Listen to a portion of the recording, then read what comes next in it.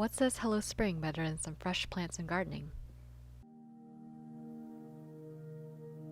I'm going to show you how to make a terrarium. It's really easy even for someone who has never done any gardening, and it's the perfect way to kick off this early spring. For this gardening project you will need plants, specifically succulents and or cacti.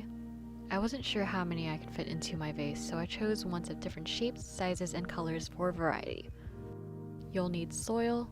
I have mine in this little plastic container for now. A vase, a pot, a planter, something to hold your plants.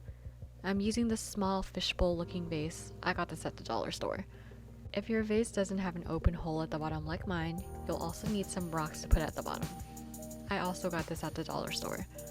Optionally, if you're a clean freak like me, you also might want to invest in some gardening gloves. Dollar store. And finally, any extra decorative elements like rocks, figurines, sand, whatever you want. Okay, well first of all, you might want to consider working outside or protecting your workspace because it will definitely get messy. The first step for me is to put rocks in the bottom of my vase to create a drainage system for the plants. If you're also doing this, you should have a minimum of at least 1 inch of rocks at the bottom. I'm using only the bigger rocks in this bag for now because I might want to keep the smaller ones for decoration later. After that, I'm going to pack the soil in there. At this point, I realized that the gloves are pretty ineffective, so I just got dirty with my hands instead. In my vase, I put about 2 inches. More is better in this case, but I unfortunately didn't have enough room in my vase to put more. It's time to depot your plants. Create a little hole in the soil where you want your plant to be. I recommend flipping the original planter upside down so you don't have to pull the leaves and damage the plant. You can loosen the roots a little bit. This will remove some of the old soil, but your plants are going to have some fresh new soil to grow in. Bury the roots in the soil, make sure it's all snug in there. This is pretty basic gardening, but anyone can do it. It's really relaxing too. Alright, there's one, and I still had a lot of room, so I kept adding different plants.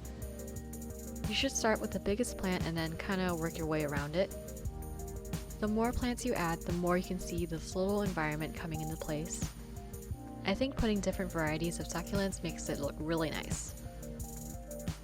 Once you're satisfied with how it looks, you can add your extra decorative elements. Adding rocks on top of the soil makes it look really clean and polished, although I do wish that I had smaller rocks to work with.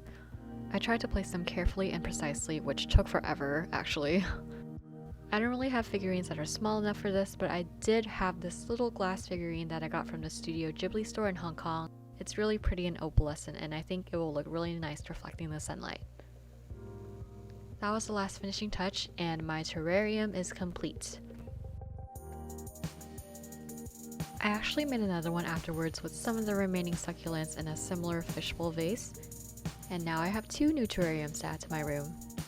Alright, so I'm going to end the video with some little tips and tricks.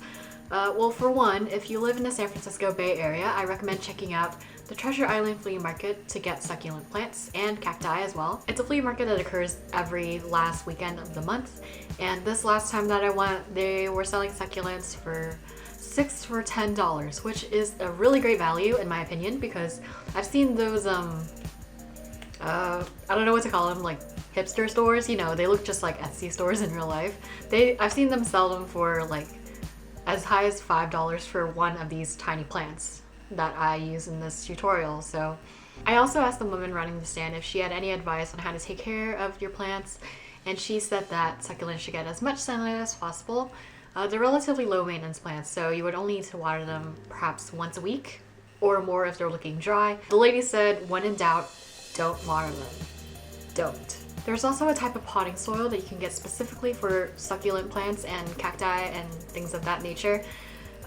I didn't get that type of soil because, okay, well, here's the thing. From what I saw, usually the smallest bags of potting soil come in 8-quart bags, which is actually a lot. And I'm not going to be doing this project like all the time, so why would I waste money on something that I'm not really going to use, you know? I literally just grabbed the smallest bag of potting soil that I can find in Walmart, and it was 97 cents. I've also seen some people add activated charcoal to their terrariums underneath the soil and above the rocks. What that does is that sucks the moisture out of the air and prevents mold and mildew from growing on your planter, your vase, or whatever.